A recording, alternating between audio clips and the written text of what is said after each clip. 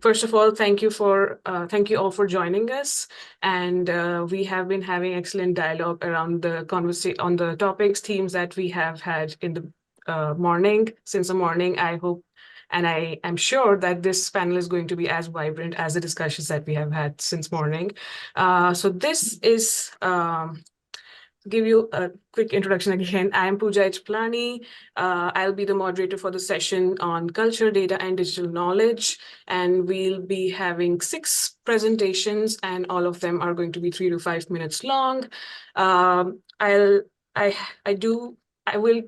go in the order that the program says, but due to other commitments, I'm going to invite Dr. Dasgupta first to talk about her presentation on narratives of resistant negotiating agency, risk, and violence in commercial sex work in India during and after the pandemic. So over to you, Dr. Dasgupta. Thank you so much, Pooja. I first want to apologize. Like, I have a teaching schedule today and it kind of conflicted with my teaching schedule, but I have a little bit of flexibility. So I requested if I can go first. And if you have any questions for me, if you could ask me right after my presentation, that would be great. Definitely. Thank you. Pooja, so we have 6 presenters. So I think, like, how long should I go? Like 6 to 8 minutes? 3 to 5 minutes. Okay. So 5 minutes is our, and yeah. Great. So I'm just going to talk about this. So this was actually like a digital narrative that we collected from the abstract says cisgender female sex workers, but we had actually collected from both cisgender and transgender sex workers, commercial sex workers. So what we had actually done, this was done during the pandemic, and we had reached out to several not-for-profit organizations, and they had done like WhatsApp interviews and collected the notes as part of an digital ethnographic study, and they made voice notes.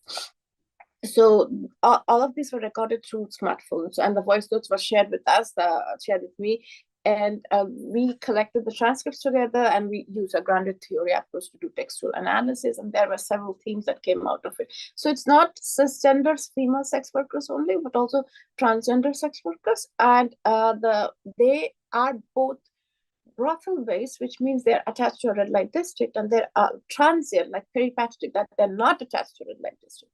So we have 10 transgender sex workers and 27 cisgender female sex workers. But for the cisgender female sex workers, 20 were attached to a brothel or a red light area. The 7 were not attached to a brothel, they were transient, and the transgender sex workers were all transient. They were not attached to a red light area. So what we noticed is that the pandemic had a really big impact on the livelihoods of sex workers. That is expected. But when you look at the females versus the transgender, you see there's a lot of difference. For the transgender sex workers, who were mostly transient, the stigmatization that they faced during the pandemic was like multiplied. And like what I've said in my paper is, like, we tend to essentialize the sex worker identity.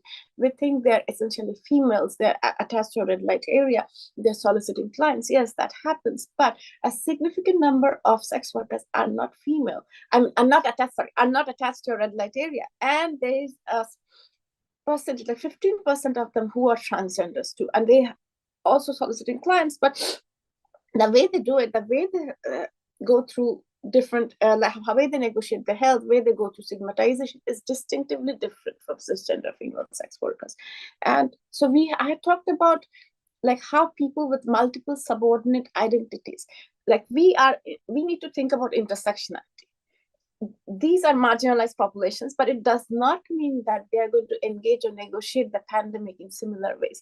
We tend to think of sex workers as a monolithic group, but it depends on who they are, where they are from, what is their location. Their location makes a huge difference. Who they are makes a huge difference. If they're transgender sex workers, then they're facing marginalization at multiple levels. We have looked at how economic determinants, it's affecting like social and health determinants, social and health disparities. It's way more among transgender sex workers. I've looked at increased social stigma and discrimination towards commercial sex workers, and obviously, under normal circumstances, there's a lot of violence directed towards sex workers, including intimate partner violence. But the study that we had done showed that the transgender sex workers were becoming victims of violence even more frequently during the pandemic. And this violence was not always like perpetrated by external agents, but mostly perpetrated by the families, because in a lot of cases they had to go back and live with the families, and the incidence of familial violence among transgender individuals is way higher than among cisgender individuals. And they are much less likely to seek support, seek help in cases of violence. And domestic violence and psychological abuse was higher among transgender sex workers than among cisgender females. And I had also looked at social distancing and how increasing isolation had an impact on mental health. But what we found out was that mental health, depression, even suicidal ideations and attempts were actually higher among transgender sex workers than among the cisgender sex workers. And we all looked at health determinants and impact of COVID-19 on all commercial sex workers. And we found out that the commercial, like both the females and the transgenders, are more likely to be diagnosed with the STIs during the pandemic, but they did not seek support. They could not seek support because a lot of health resources were missing. They didn't have access to it.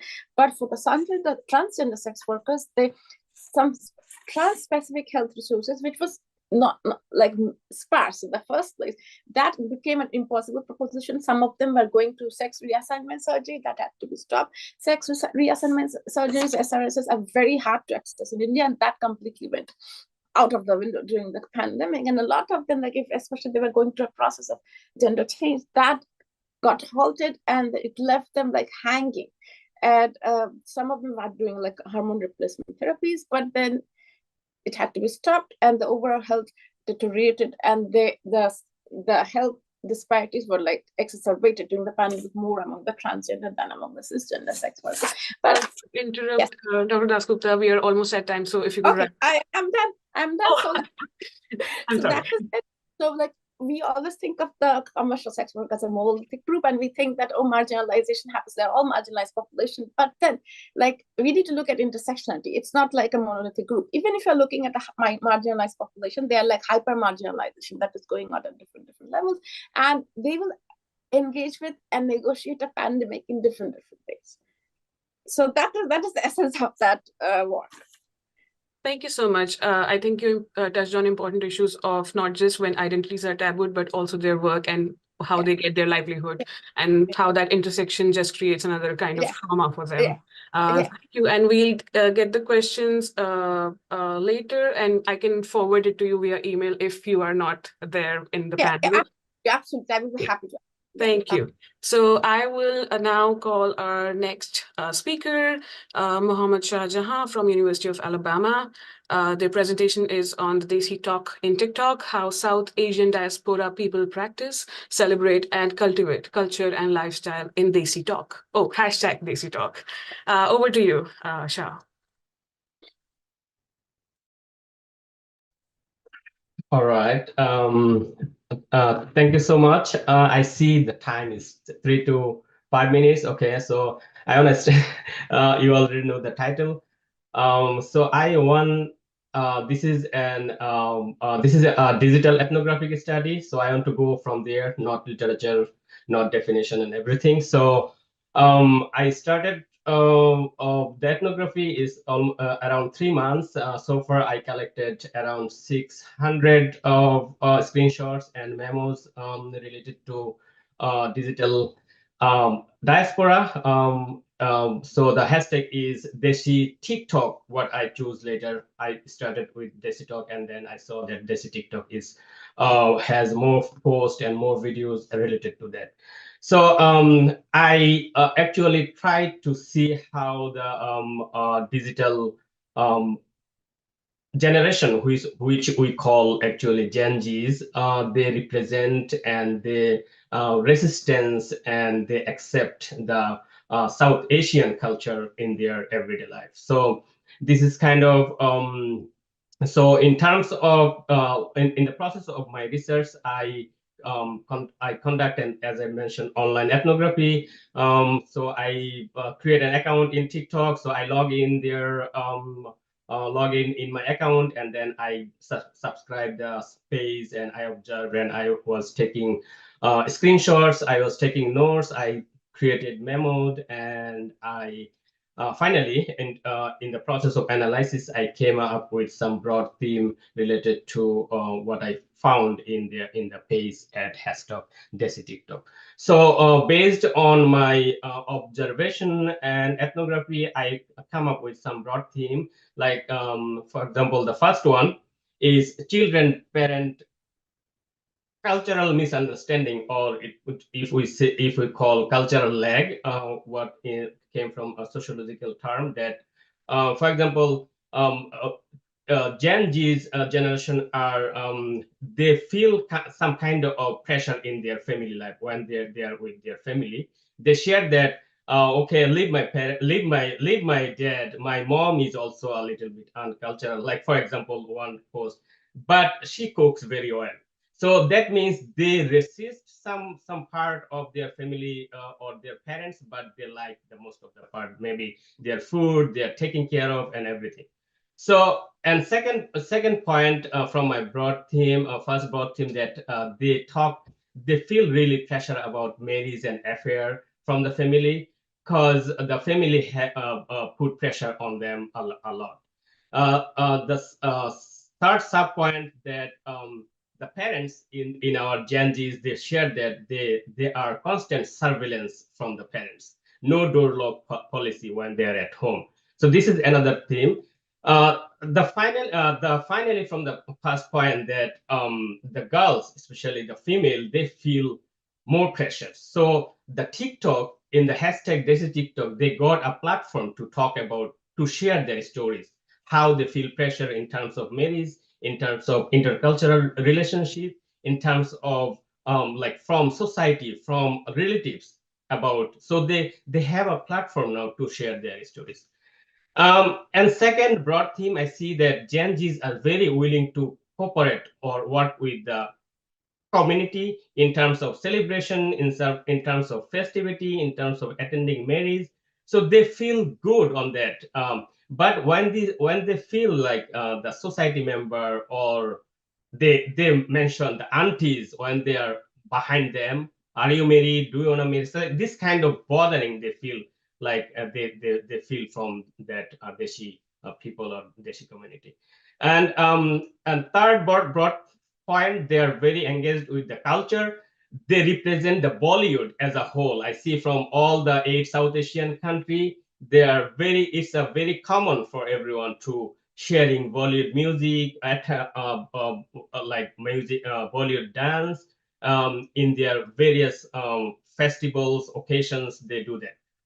The third broad theme came up at politics and religion and societal issue. The Gen Zs is not interested in politics, especially the Deshi politics. They avoid that. I didn't see any broad discussion or broad debate about politics and religion. So they avoid that consciously, I guess. Third main point is like maintaining cultural duality. So as the Gen Zs, they feel different. They maintain, like, not dual here, it's a multiple identity. They maintain one identity at home in front of parents. They have another identity with their Desi friends, and they also have another identity when they go with multicultural friend outside the family. Sorry to interrupt you, So- Shah. We are all on time so please, if you could wrap up your presentation. Okay, so that's all.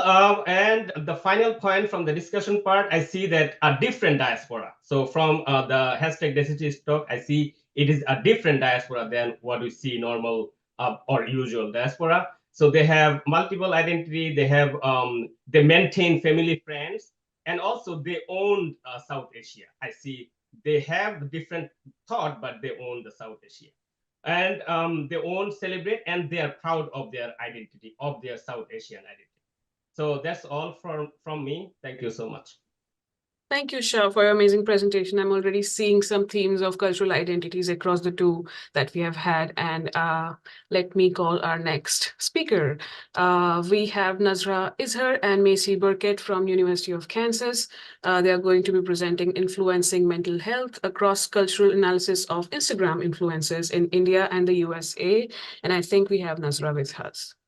Over to you. Can we share the slides? I think Webhouse would be able to give you screen share access. Webhouse, are you here? Or Michael, maybe? Yes, it is enabled. Nazra, you should be able to share. Thank you. Thank you, Webhouse.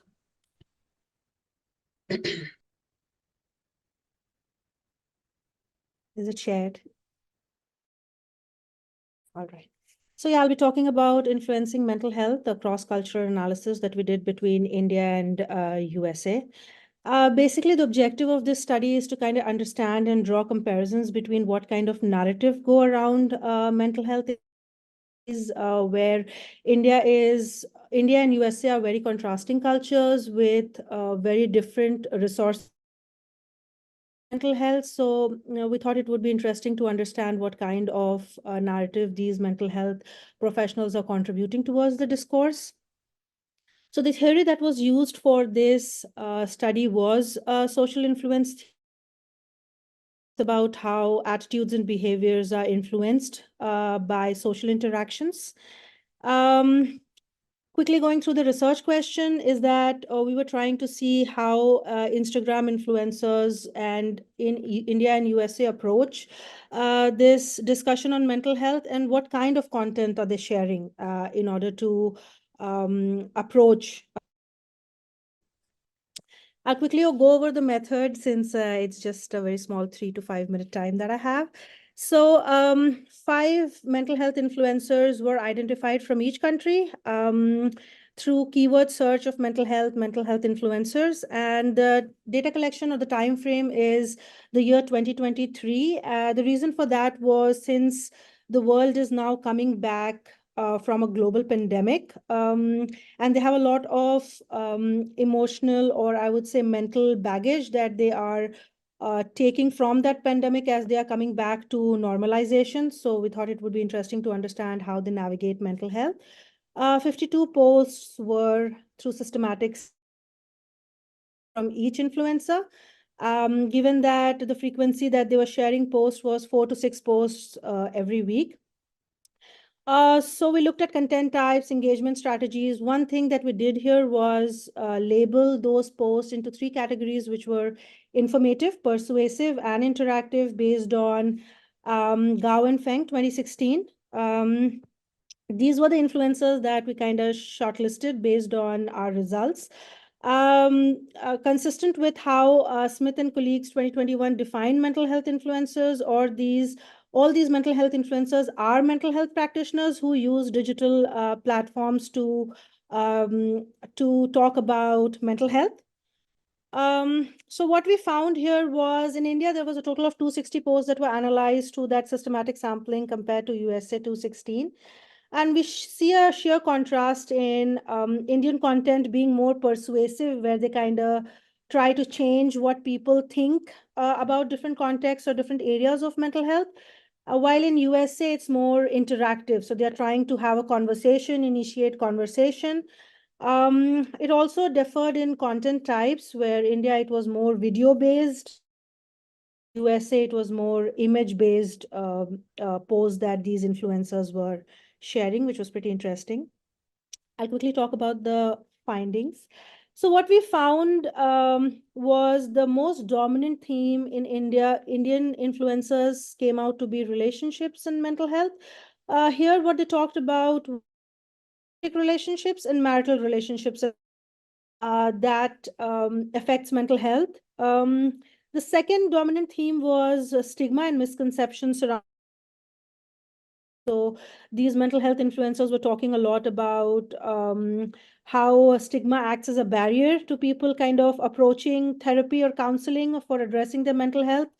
The third thing was anxiety and depression. So what about how in societal perception, anxiety and depression is considered as an alien concept, something that is being influenced from the is talking about depression and anxiety. It's basically the societal perception that they're as an individual, that they are catering to these thoughts of being depressed or anxiety and kind of dismissing it. The final thing, which was not pretty dominant, but it was consistent that these influencers were talking about, was moral policing and cultural pressure.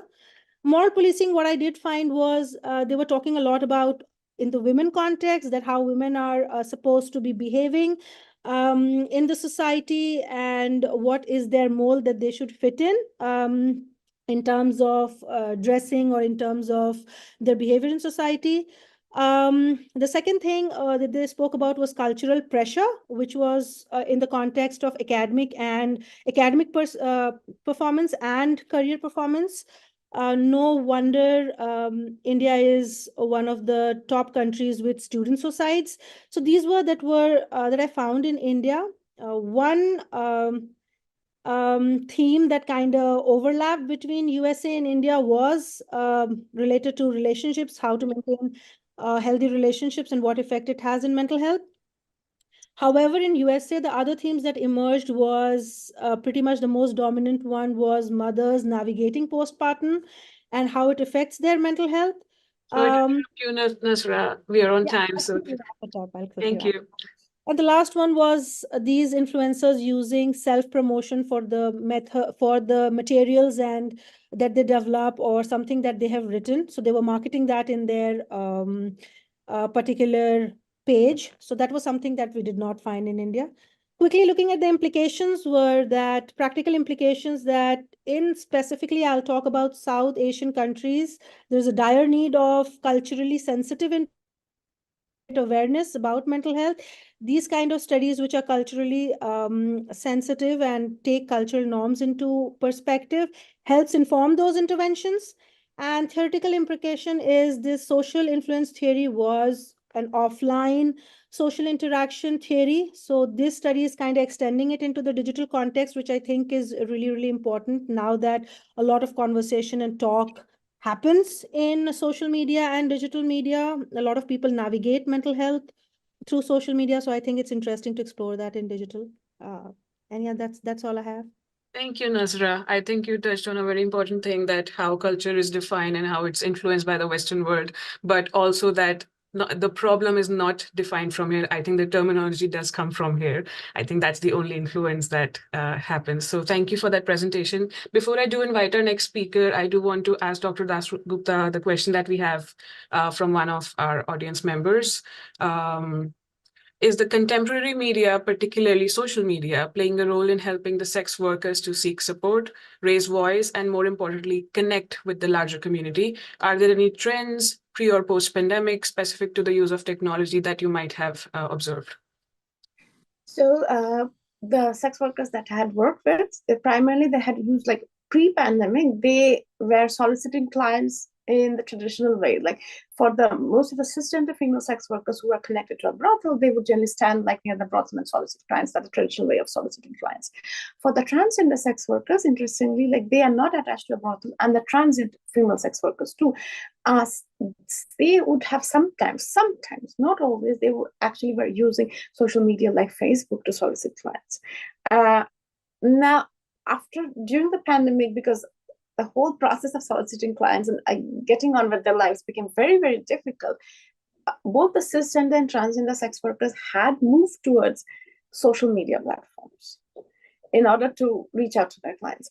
Now, I do not have the exact facts and figures for it, but what I got from the interviews were the transgender sex workers were more likely to use social media platforms. The cisgender female sex workers, even if they were transient, they came back to the traditional way of soliciting clients, but the transgender sex workers were more likely to actually solicit clients through social media networks. So basically, they are more likely to use social media, Facebook. A lot of them were on Facebook, and they were trying to solicit clients to Facebook. A lot of them, quite a few of them had actually Instagram accounts. Some of them were even like making reels, like trying to get their clients through a lot of different ways. They're very innovative, a lot of different ways. So we might say, like, yes, COVID did bring about a change to the whole process of how you go about seeking clients. But now, whether this is a safe way of doing it, is it increasing health access? Is it reducing stigma? I do not have an exact answer for this because we did not look at whether social media is actually helping with access, reducing stigma, or like trying to reduce health disparities. we have not seen any evidence that it is doing that, but obviously we did not even also work on it. We didn't focus on that. So I can't say that I have an answer for that, but we haven't seen honestly any difference. Like, it's not increasing health access. It's not reducing health disparities, but maybe it will later on. We don't know. All right, thank you so much. And I will invite our next speaker, who is Amber Noor Mustafa from Florida State University. And her presentation is on the story of digital collaboration, developing a teacher learning community using a technology tool. Take it away, Amber. Okay, thank you, Pooja. I will be sharing my screen for the slides. I think you should, yeah, go. Okay. Can you see the presentation mode? Okay. Okay, perfect.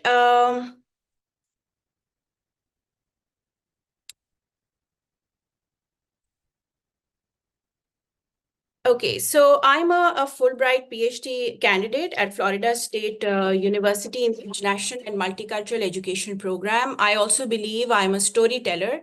And today I will tell you the success story of a digital learning community of teachers in Pakistan that can easily be replicated in any other school context with even very basic technological infrastructure. The protagonist of the story is a Pakistan-based private school system with schools in 8 countries and more than 200 branches within Pakistan. Historically, the organization had a complex, centrally controlled relationship with schools, where groups of schools reported to school group offices, who reported to regional offices, who then disseminated policies by the sole policymaker, the head office. In January 2019, a system-wide realignment exercise was executed to put the schools at the center of decision-making by connecting them directly with the head office. While this facilitated grassroots engagement, the challenge of the new structure was to provide support in teaching and learning to such a large school audience from one centralized office and only 12 subject specialists. So integrating the professional learning community framework by Do4 2005, new avenues for sharing pedagogical practices through the use of technology were explored with the aim of creating a learning community of teachers where there is ease of use and accessibility to bridge the gap between curricular expectations and teaching and learning practices in schools, and to establish an interactive forum, including all stakeholders in the process. It was therefore decided that Google Classrooms would be used as a platform to connect around 150 school heads, 600 plus middle managers, more than 6,000 teachers with the 12 curriculum developers at the head office through coordination with the HR, IT, education departments. School staff could, as a result, share best practices, give feedback, and ask questions directly, not only just from policymakers, but also from each other. This live forum of more than 100 classrooms therefore made the engagement of all stakeholders possible. It also served as a repository for subject-wise, class-wise resources for all classes. This is a screenshot of the interface of the different classrooms. Teachers were added to these classrooms automatically through existing databases. This is what they looked from the class. One of the classrooms looked from inside. You can see the resources and how everything was shared. Do4 2006 says that to create a professional learning community, focus on learning rather than teaching, work collaboratively, and hold yourself accountable. So to get feedback about effectiveness, I gave out a survey to everyone. I interviewed selected staff members, and as well as analyzed comments on the discussion forum within the classrooms. And you can see 91% of people thought that, this was a useful resource for them. There was good feedback, and there were also suggestions that we received. Now, the strengths of the program were there was speedy access to a large audience. We were adding value to teaching and learning. There was specific subject and class-wise support mechanism. There was direct access to subject specialists without any hierarchy. There was a variety of resources for teachers to pick and choose from, which was not prescriptive. It provided opportunities for professional development of teachers as a result. And All of this, the best part, at no cost. And also, it helped the standardization of practice nationwide. Some of the challenges we faced, that because of a varied audience across the country, so content design was a challenge, then IT challenges because of the skill of the user as well as infrastructure that was present in schools, changing existing practices about teaching and use of technology and mindsets was a challenge, but also changing this culture of compliance and one-way traffic was a challenge because we wanted, dialogue, but that needed more time. So we try to mitigate these challenges as much as possible, but despite the challenges, the overall perception was that the platform had helped to develop support networks and easy access to a large reservoir of resources. We really got lucky actually because COVID-19 pandemic came right after we started, and transitioning into the lockdown was smooth and seamless. Thank you so much, and I look forward to your questions. Thank you, Amber. I'm so happy that you were right on time. Thank you for that. And I really love the fact that there were traces of Paulo Freire's learner-centric technology, but also that theme of social capital for community building that you brought up. So I will call our next speaker, Sneha Goswami from the University of Memphis. Her presentation is going to be on over-the-top media service and the liberative possibilities in Indian screen culture. Hello, everyone. I would like to share my screen as well.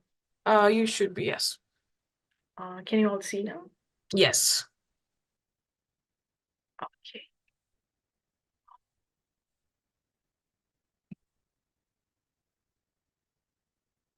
It works in time.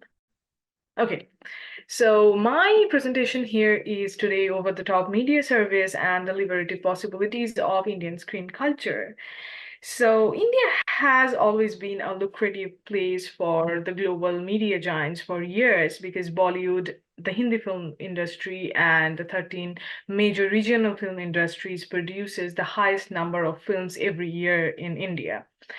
So beginning in 2015, the internet-based video distribution system has started devouring the Indian media entertainment place slowly, but the global COVID-19 pandemic played the most crucial role of accelerating this process of media alteration from the traditional theatrical to the digital media transformation.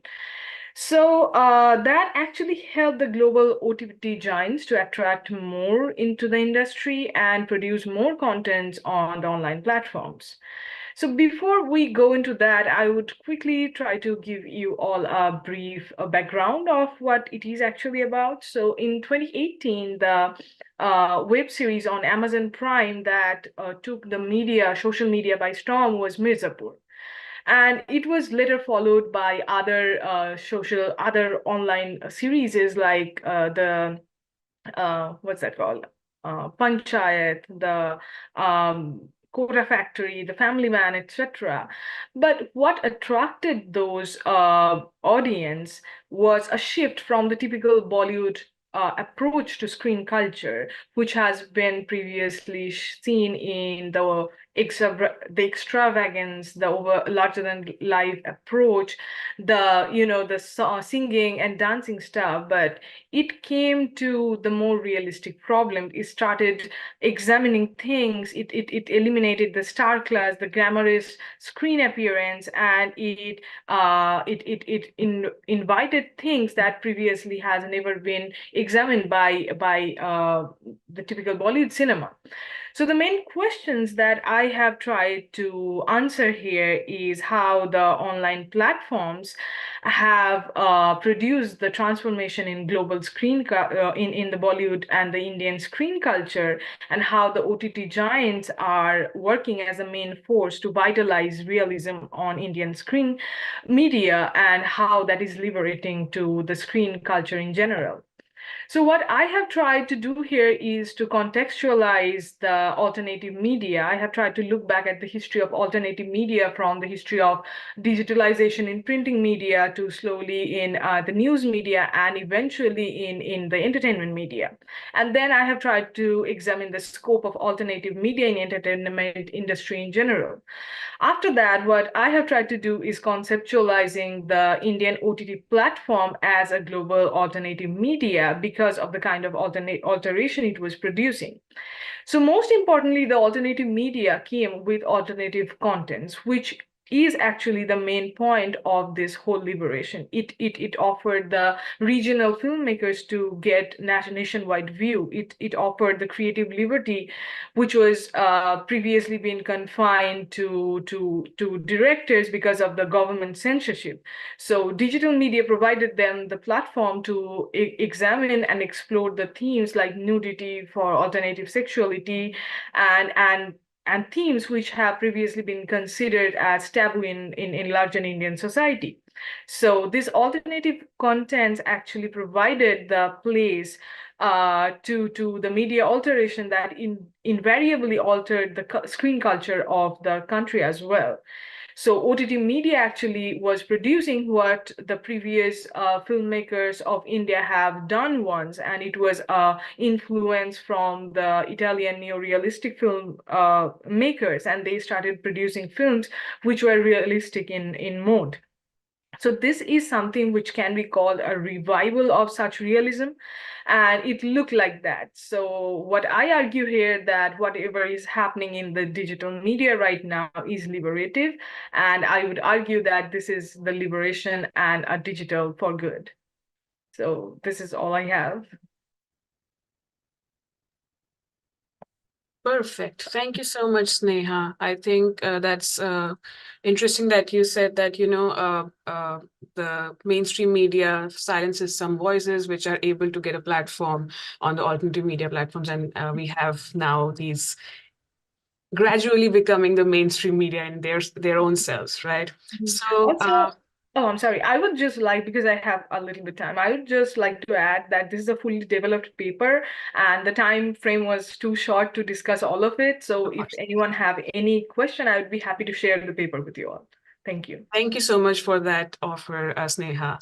And I will invite our final speaker for this session, but definitely not the least, right? Dr. Elja Roy from University of Memphis, presentation on media and mothers, a new generation of mothers in India's OTT space. I am really trying my best to save technology time.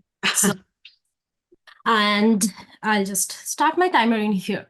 And this paper, you already know the title of the paper. And this paper comes from actually a public-facing scholarship. I wrote this article for a magazine. And then it was in my first language, which is Bengali. I wrote it in Bengali. And then people started reaching out to me saying, we never thought about mothers in media and why they are always amazing, even though that is extremely narrow and one-dimensional. And then I thought, when I saw this call, I realized that this is the right place to actually talk about it academically. So this is not a fully, unlike Sneha's, it's not a fully written paper. It's an idea that I had, and I wrote like a public-facing scholarship, and now I am turning it into something scholarly, perhaps.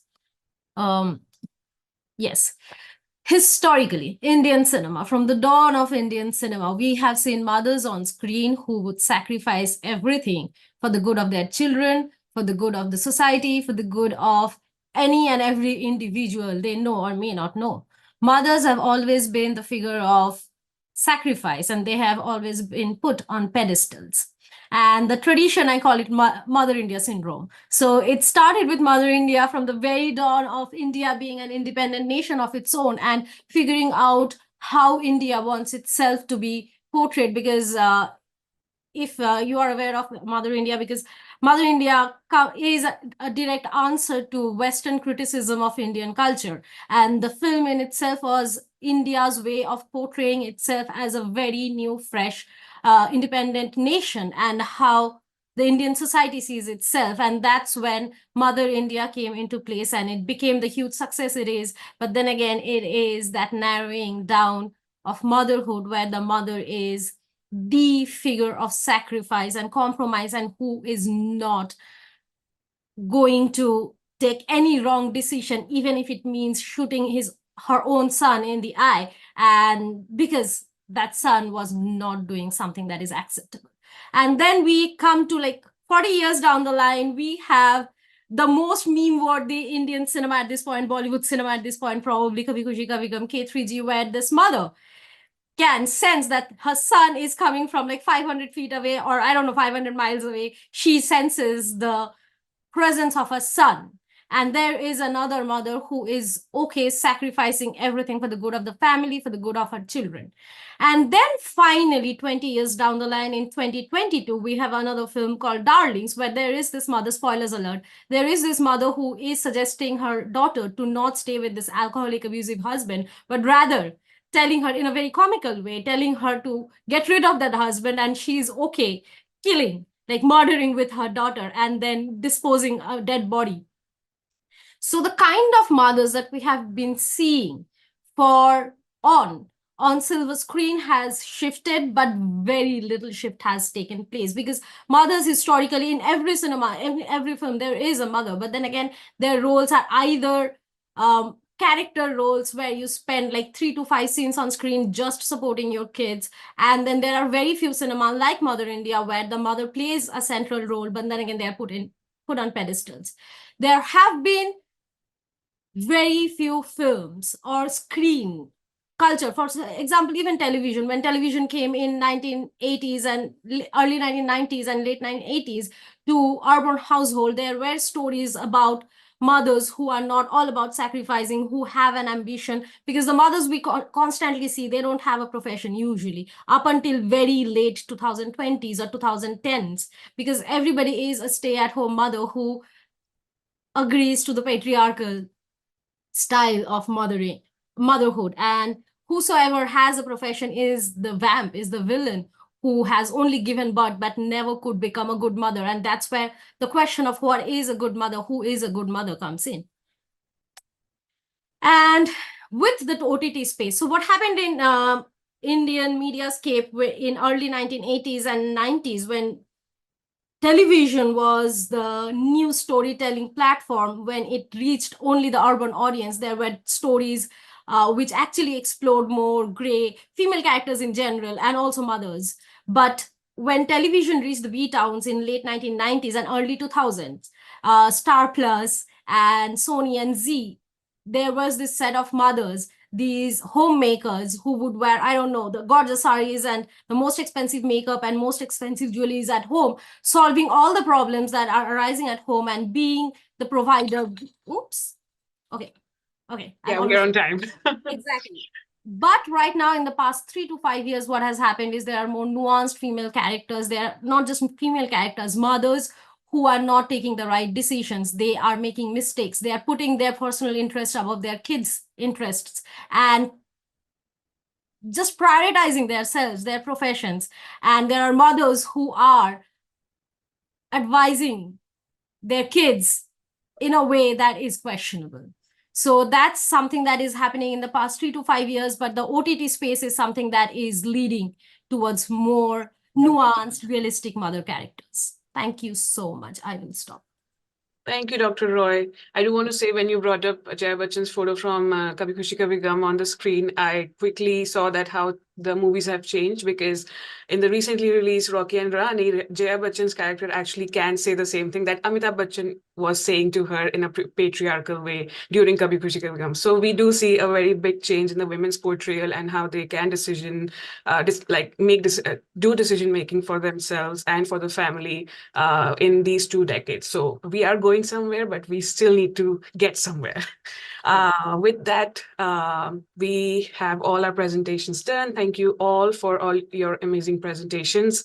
I will start with a broader reflection with a common question for everyone, so you can all take turns to comment, and then we'll start with the questions from the audience members.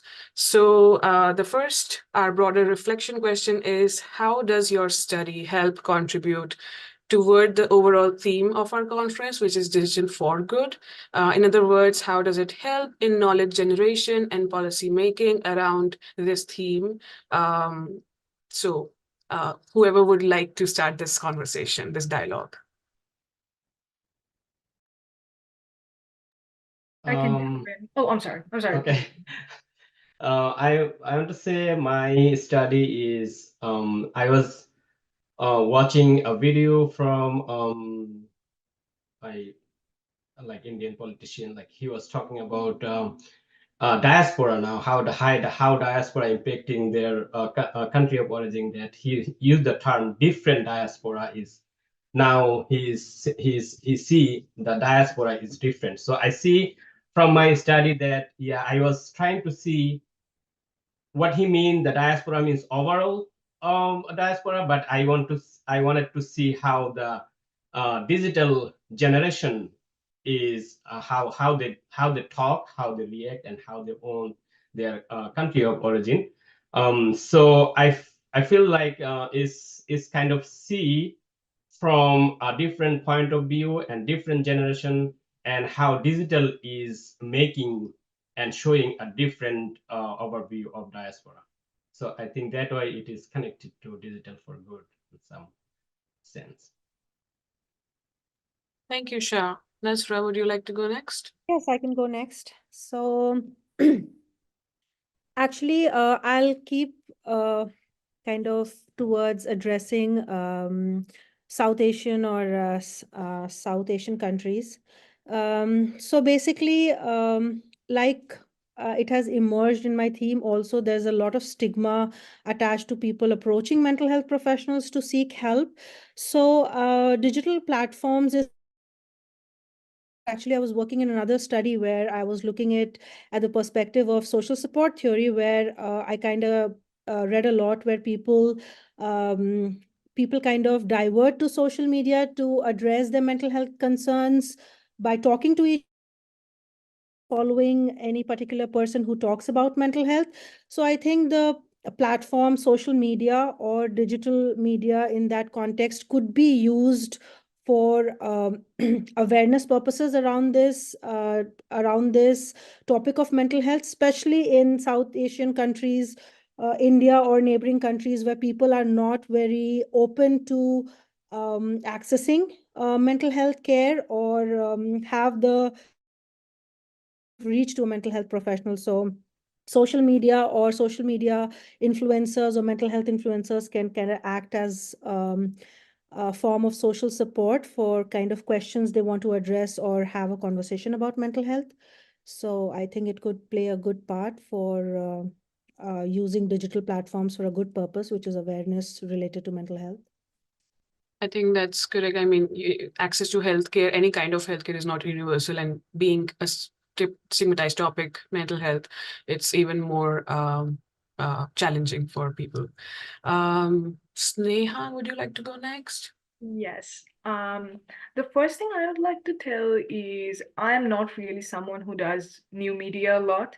I would like to call myself a film scholar. So this whole thing came to my mind when in India, the film Danish Girl got banned. And what happened mostly in when there is like we go to watch films in the big screen in the theaters, the traditional theaters, the Indian government controls that. So even if there are films which deals with issues which are considered taboo in the Indian context, the films are getting released after maybe 60 cuts. So what we have in hand is like just the skeleton of the film. So when I was studying and got concerned with this topic, the first thing that came to my mind is the kind of contents that are being produced in these medias, right? The directors are getting the liberty to show things as they are because of the confinement of the audience. It is not as popular as the large scale. Not everyone is going to watch the film, so it is still outside the grip of government censorship that much. So it is, of course, giving the directors to have their creative liberty, and they can discuss things that are previously not possible in the traditional theatrical media.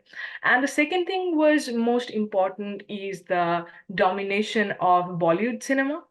because ask everyone, especially in this country, that what do you understand of Indian cinema, they would say Bollywood.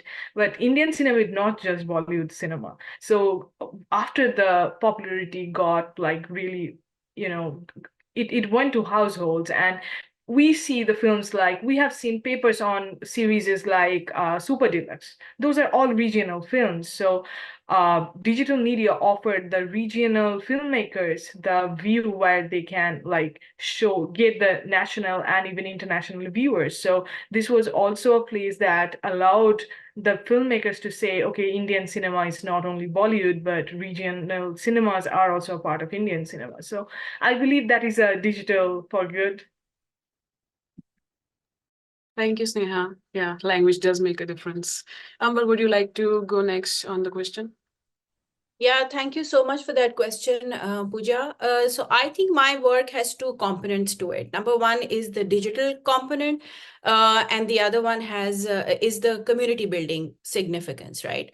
So when we look at the digital part of my research, we see that technology, we know, is an integral part of our lives, and more than that, it's an integral part of the lives of the children that we work with in schools. Also, COVID has actually, helped us tell us that, what are the alternative ways of using technology in teaching and learning. We, all went through this fast track course in using technologies overnight, and shifting to this technological world as being the only option during the lockdown. So I think that what the significance it brings, my work brings to that aspect of, of research, is that you can use technology in different ways to improve teaching and learning in classrooms. You can also use it, and because our next step after we made these classrooms for teachers was to make classrooms for students within the class. So, teachers were able to remain in touch with their students because there was COVID right after, we started this. So that's taking care of the digital, significance of my work. And then the second one is community building. So, the social constructivist theory, how research is talking more and more about involving stakeholders in decision making. All types of top-down approaches have been over a period of time have sort of become redundant, and we see that they are not as productive. At least that's what I believe, and that's what I have been reading. And so we this changing approach to knowledge generation is also something which comes out in my work. How community building can be used effectively, and how this encourage stakeholders to have a two-way, dialogue and conversation, and not just a top-down approach to teaching and learning in classrooms. So I think that is how my work is significant, not just in terms of the technology that is used, and because it is easily accessible. Google Classroom is not something which is like, you have to go out of the way to acquire, but also in terms of community building for school staff, and also with the senior management in these larger school systems. And so that is how I would like to conclude this my response, and it aligns beautifully with the theme of this conference, which is digital for good. Thanks, Amber. I mean, being a community engaged researcher myself, I would also say that, community building is just not a means to an end, but also an end in itself, because it provides so much that we cannot as the intervention planners. So thanks for your response. Dr. Roy, would you like to respond now? Sure. I'm really glad that you brought in Rocky Aurani, where Jai Bachchan's figure shifted from being the soft, adjusting mother figure to this father figure who's stringent, who is bossy, as we call it, and who is the villain of that film. So from Amitabh Bachchan being the villain, in 20 years, we have come this way where patriarchy is the villain, and that can be a man or a woman. And there is this slow shift in the last 20 years, but this is something that's happening also as a response to the international storytelling. Like 2021 is the year when Olivia Colman's The Lost Daughter released. It's a film about a mother actually leaving their kid. Actually, she is leaving her kids because she's exhausted. She's writing her doctoral dissertation, and she decides to leave. And these are the thorny stories, and these are the stories that are forcing us to look at motherhood as something that's not sacrosanct, that's not as I'd say it's not on pedestal. I'd say it's not on pedestal, and making mothers humans who have human traits, who are making mistakes. And that is something that's percolating very slowly to Indian OTT space. There are stories at least about motherhood, alternative motherhood, like Mimi was a film. It released straight to OTT, but then again, it was a film with huge Bollywood stars, where they explored the theme of surrogacy. But then again, also this is a mother who decides to leave her career just to raise a child, and that has always been the trope, the norm. But then again, we have stories like Jalsa, where a mother is making questionable decisions. We have stories like Dahar, where there is this mother who's forcing her daughter to marry, and then the daughter fights back and says, what you are saying is selfish.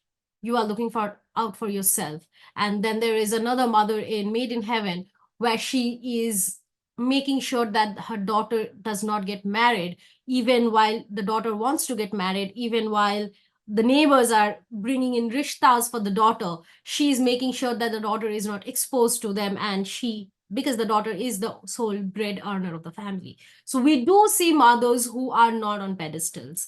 And this is a shift which is very slow, and we have talked about, Sneha just talked about censorship. So we know that OTT is under censorship right now as well, but still OTT has that little freedom because of the fact that it can reach out to a certain audience, and somebody can choose not to watch it if they don't feel comfortable with it. So that's where I think is we have a way of telling these stories which otherwise would have never found a way, because probably a very risky, a very unconventional story about mothers would not even get like census certificate in India for theatrical screening. So that's where OTT still has that digital and OTT still has that freedom to tell stories which are not the, I'd say, unifying one-liner characteristics of motherhood. I think it's like you said, it's redefining motherhood. And what I am recalling now is another movie which was starring Madhuri Dixit on Amazon Prime Video, and in which she admits to herself and her family about being a lesbian herself, but she has a family and children. So that's also something that would not have been accepted in the mainstream conventional sense. But thanks to OTT platforms, we did get to hear that story. So now with that response, I would invite everyone to share their questions on the Zoom chat for the Zoom audiences, and people on YouTube, please share your questions on the chat so that we can ask our speakers. I will start now with the individual questions that we have so far. This one's for Shah. Are these users based in South Asia or from South Asia, but currently residing outside the region? Did you see any comparative trends in the diaspora in and outside the region? I think they're talking about the TikTok users. Yeah, the TikTok users, what I found, I see most of them are outside of South Asia, because I know TikTok is not allowed in India, but other countries use, but I see most of the users outside of South Asia, and most of them from mainly USA and UK based, what I found so far. Thank you. So the next question is for Nazra. Are you seeing similar trends on other popular media-rich content platforms such as TikTok and YouTube Shorts? You're muted, Nazra. Sorry for that. Technology. Yeah, sorry for that. So the reason I would first say the reason we chose Instagram is the second most popular platform in India and in US also. So the reason we chose that, and why not TikTok? Because of course in India people don't use TikTok, so we did not explore YouTube Shorts. Instagram, because we were talking about influencers, so we wanted to have a platform which was showcasing influencers and how they use Instagram. It's one of the popular ones where we see a lot of influencers sharing their content. So that's why Instagram, YouTube Shorts we did not explore, and TikTok was not an option because Yeah.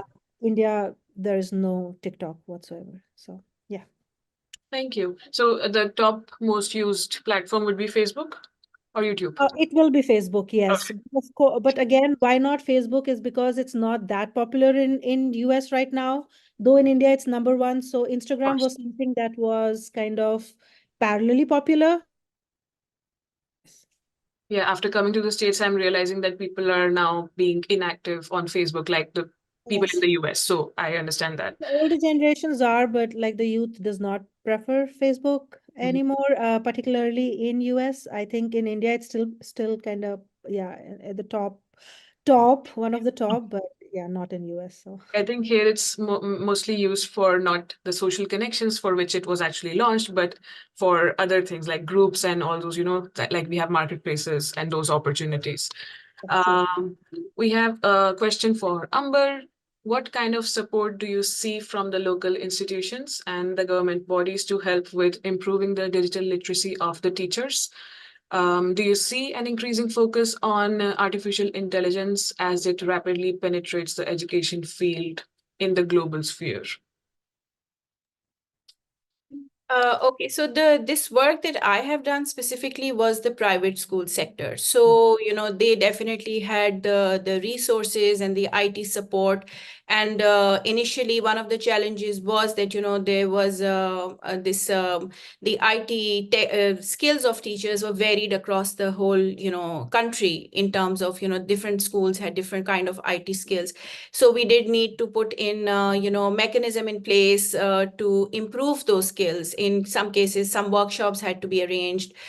In some cases, coaching had to be done for teachers to utilize this space more effectively. So for now, for my work, I can specifically talk about the private school sector that, they definitely have the resources and the will to work on these. And because COVID, like I said, has, put technology in our face, so you can't escape it anymore.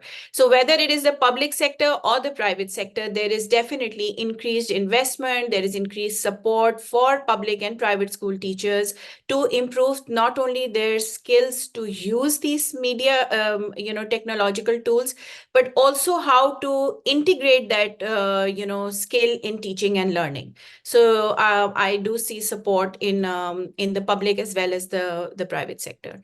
And so, sorry, what was the next question? The second part of the question was about artificial intelligence. Yeah, if you see an increasing focus on AI as it rapidly penetrates the education field globally. Well, my experience is that, the users have definitely embraced it and they're loving it. But as always, I think educational institutions, they still need to, because it's penetrated the, academia so quickly that the school systems, whether it is higher education or whether it is, K-12 school systems, they are definitely in the field trying to put modalities together, how to embrace this as and not just saying that this is plagiarism or this is cheating or this is don't use it. They know it's there, so they're definitely now, putting things together, putting guidelines together, putting professional development opportunities together to how to embrace this and how to use it effectively. Even when we move towards social media, even when we move towards using technology in classrooms, it was,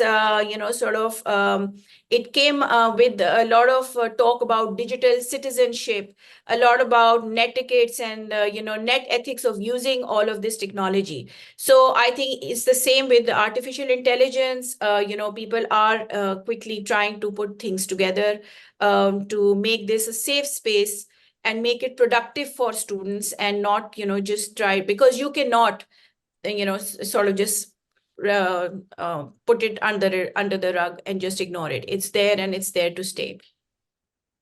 Definitely. And I think once someone has been a witness for the benefits that AI can provide, of course, there are pros and cons to anything that would come to advance the field of technology, but still, when one person sees the benefit, they cannot really ignore that and the utility of that.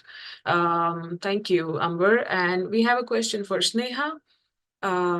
As the liberation expands with the rapid penetration of OTT, do you think that the primary target audience is still the affluent class? Yes, I By class, definitely. they're saying class and literacy. I definitely think so, because even I think someone in our previous panel also mentioned the fact that even though the internet access is popularizing and slowly getting popular in India, but it is still not available for everyone. And even though it is available, there are a limitation which would not allow them to watch a series. Maybe it is okay. I mean, you can see like mostly the amount of data, which is not that expensive, is something that would allow you to be on social media or maybe use Facebook or Instagram, but that is not enough to go on a platform and watch a whole series. Mm. So I still think that that level of media access is still confined to a certain class, and people who would be interested in watching those series and people who would be interested to invest in those platforms would be people who are affluent both financially and educationally. So the targeted audience would still be those people. Those people, yeah. There is a second part to this question. Huh? Is the domestic set of platforms as against the global platforms following the strategy of the latter? I think that it's still not there. Mhm. Maybe one day, maybe one day. All right. Dr. Roy, we have a question for you. Do you see the equal representation of the digital mothers and the digital dads? In other words, is the Brave step also helping break the gender stereotypes? I love this question. I love this question. Thank you, whosoever asked it. Thank you for the question. And now you are forcing me to think about it. And I would say yes, partially because I think you only talked about family men, or Sneha talked about family men.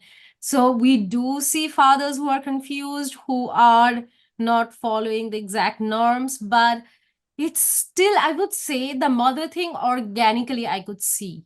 Even like in international media, Game of Thrones and House of Dragons, the mothers look very different. Game of Thrones mothers were dying and killing to save their kids. And House of Dragons, mothers are saying, giving birth is painful. I don't want to be a mother anymore. So this was very clear, but fathers, not as clear. And for television, for decades, father figures have never been significant because television, as we have scholars have talked about, it is mostly for women. It is catering to female audiences, and that's why female characters are of more agency than male father characters. But the digital space, when it comes to fathers, questionable fathers, yes. The fathers who are not Amitabh Bachchan of Kabhi Khushi Kabhie Gham, yes. But I would say very brave fathers, I don't see it.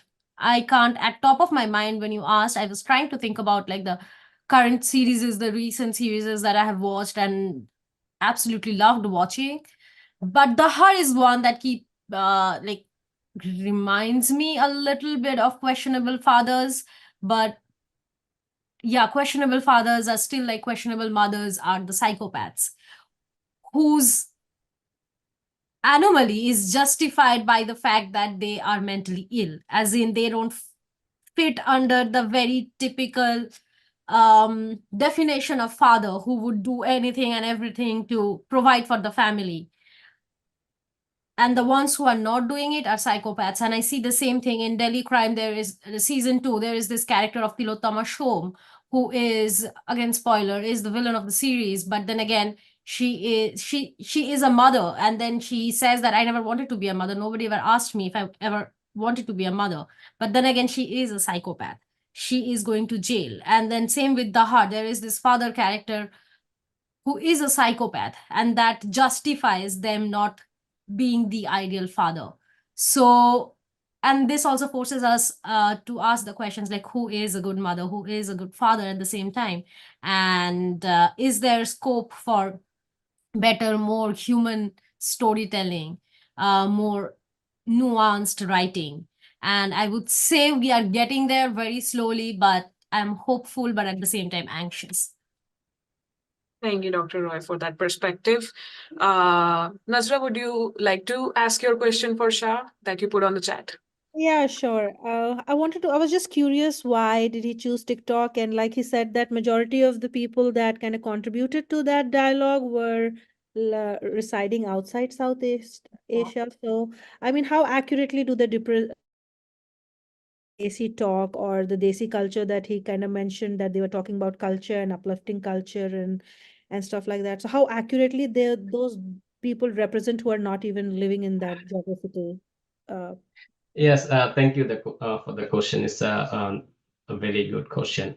First of TikTok, we already talked. You show that how the social media is shifting the platform wise. So we saw it's a new platform comes, the previous platforms kind of dying away.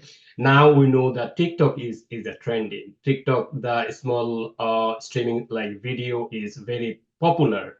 So in the TikTok, I chose it because it has the video. You can talk as well as you can like display the culture in visually. So this is one way. Number one, TikTok is that now is top. If we say outside of India, that where it is banned, but the other side, everywhere is using this TikTok. So that's why I chose it. And in terms of how the Gen Zs represent Desi culture, that's a very good question. But it has interactivity. So whenever anybody represents something misrepresent a Desi culture, they have the option to talk about that. So this is the one way. Maybe in my research I can include that how they talk about about that in the comment box and how they reply to certain kind of representation of Desi culture. So where they got the culture actually, the Janjis who live outside of South Asia, they get it from their family, from their mother, from their parents, from their relatives. So maybe there's a chance that they are not getting the actual, real, authentic Desi culture, but there's the option in the social media to talk about that. You are misrepresenting or you are doing something else. So I have, from your question, I see I have an option to see the comments and see how they reply and how they react to this representation. I guess, did Yes, I clear? yeah. Thank you, Shah. Nazra, we have a question for you. We are in the final few minutes of our session, so I will quickly read that. Did you notice a difference with the quality of information shared on the US, and given that there was an emphasis on self-promotion? Yes, I did notice difference actually. So the narrative of the Indian influencers were basically about addressing, and since I said it was persuasive in nature, so they kind of were trying to combat what the societal narrative is about mental health, whereas they were not hitting on a specific areas of mental health, like giving information about this particular area of mental health, depression or PTSD or PCO, not really address areas where in mental health influencers from USA, that they were actually talking about specific health problems or challenges that are there in the arena of mental health.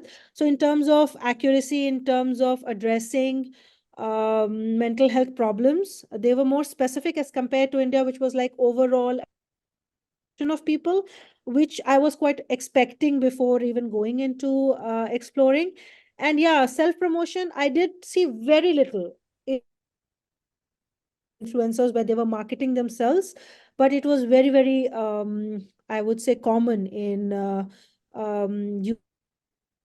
they were actually coming up with materials that they were selling on using these platforms. They were offering workshops, which were in return for, again, some fees, and they were actively promoting it, which was absent in the Indian context. Yes. Interesting.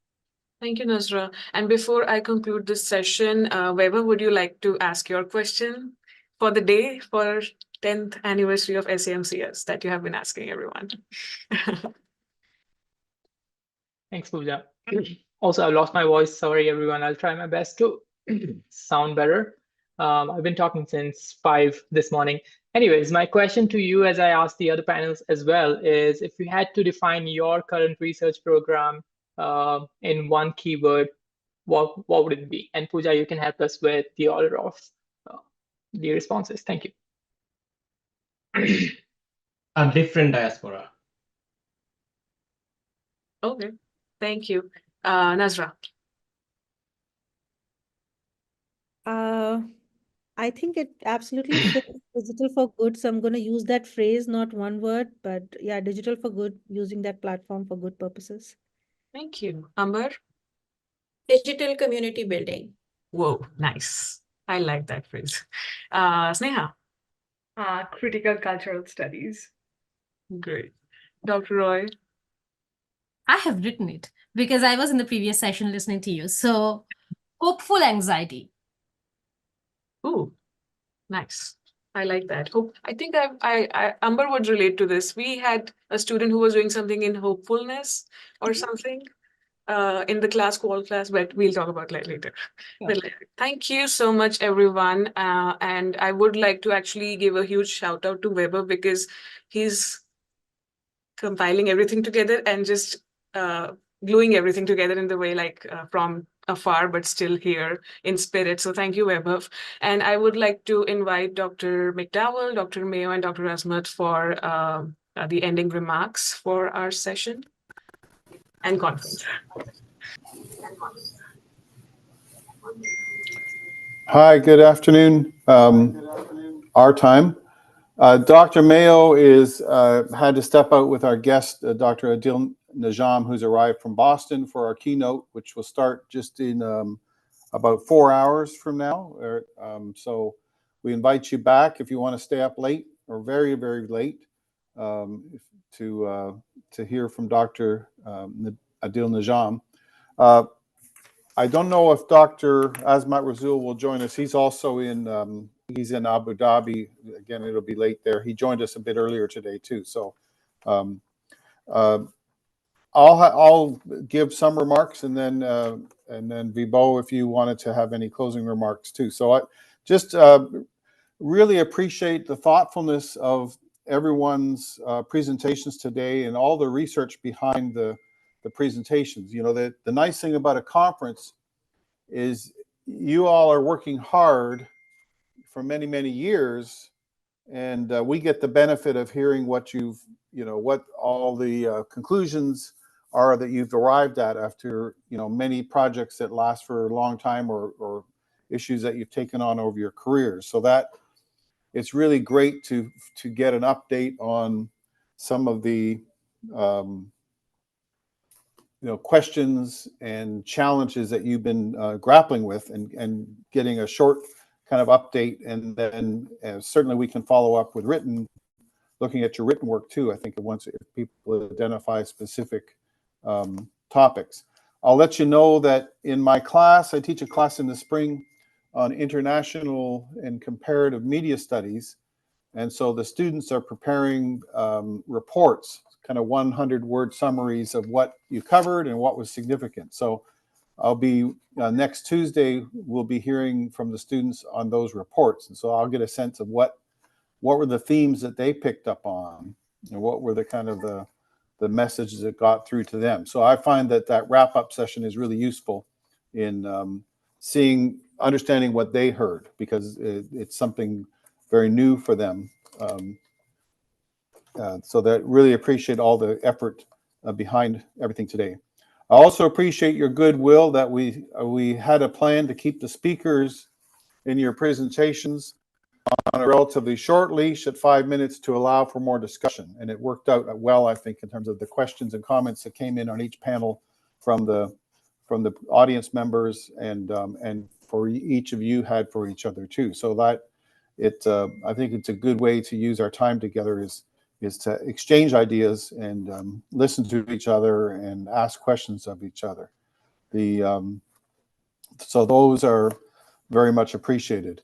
As you know, this is our 10th anniversary, so we've built up in the last few years kind of a library of videos, so that we will let you know where the YouTube recording is, and the conference program is online as well, so listing your participation there. So we'll try to create some follow-up resources. We also will be sending certificates to the presenters, and really appreciate your work, but that's just one way of acknowledging all your work and your contribution here. So I want to again thank members of all the people who presented to really focus in on this theme of digital for good. And I appreciate that you really tried to address some common questions, and that by starting those discussions with each panel around that common question, we're going to have a lot of great perspectives and a lot of great ideas around that central theme. Thanks again to members of the organizing committee. Many have served for quite a few years. The committee starts its work probably in June or July of each year, putting together a call for papers, and then works to a number of members will work as reviewers of the proposals that we get, and then we work to put together the program. So it's something we'll be starting again relatively soon, thinking about what we're going to be doing next year. And so that's, I think for me, it's a great way to try and keep up with what's going on in the South Asian media and cultural studies area. And hopefully it's providing a resource, and hopefully for you folks, it's providing an opportunity to meet some new people you're in the field and get to know some colleagues and find out more about their work as well. So thank you again to everyone. And also I'll just mention a couple more people. I think I spoke about this morning. One is Dr. Azmat Rasool, who's at Zayed University in Abu Dhabi, was one of our early members of the organizing committee, really helped us reach out to folks in South Asia and around the world. Dr. Kailash Kaushik of Christ University has also been a liaison and helped us recruit some presenters and papers from the Christ University. They also have run, I think, 16 or 17 years now, maybe a great conference called Media Meet, which draws people from all over India. And then also mentioned briefly this morning, I think Vaibhav mentioned Dr. Kathleen Erndl from the Department of Religion, who is one of our founding members, who passed away in 2017. So we always, her contribution was very much appreciated. So I'll say thank you. And Vaibhav, if you have any final closing comments, look to you. Thank you so much, Dr. McDowell. I just want to take this opportunity to just thank each and every one of you, not just for your time and effort for this conference, but for your larger contributions to the field and to academia, as well as to the society at large. You truly inspire us with your work, and thank you for justifying the true meaning of digital for good. We learn a lot from you. So I do encourage you to go beyond this conference and reach out to your other colleagues in different parts of the world and make collaborative efforts to further enhance the impact of digital for good. On that note, once again, thank you so much, everyone, for your time. This concludes our morning session of the conference, which is the presentations. We do have our keynote later on this afternoon. We will be live streaming the keynote on YouTube. So if you're not able to attend in person, I invite you to join us. It's a great topic. It's a very relevant topic, again, by Dr. Adil Najam, and he's going to talk to us about climate and development in the age of adaptation. So once again, on behalf of the organizing committee, on behalf of the College of Communication and Information, the College of Social Science and Public Policy, the Center for Global Engagements, Engage Your World series, from all of us to all of you, a big, big thank you. And if you asked me my keyword of the day, I would say gratitude. So thank you so much. Have a great day.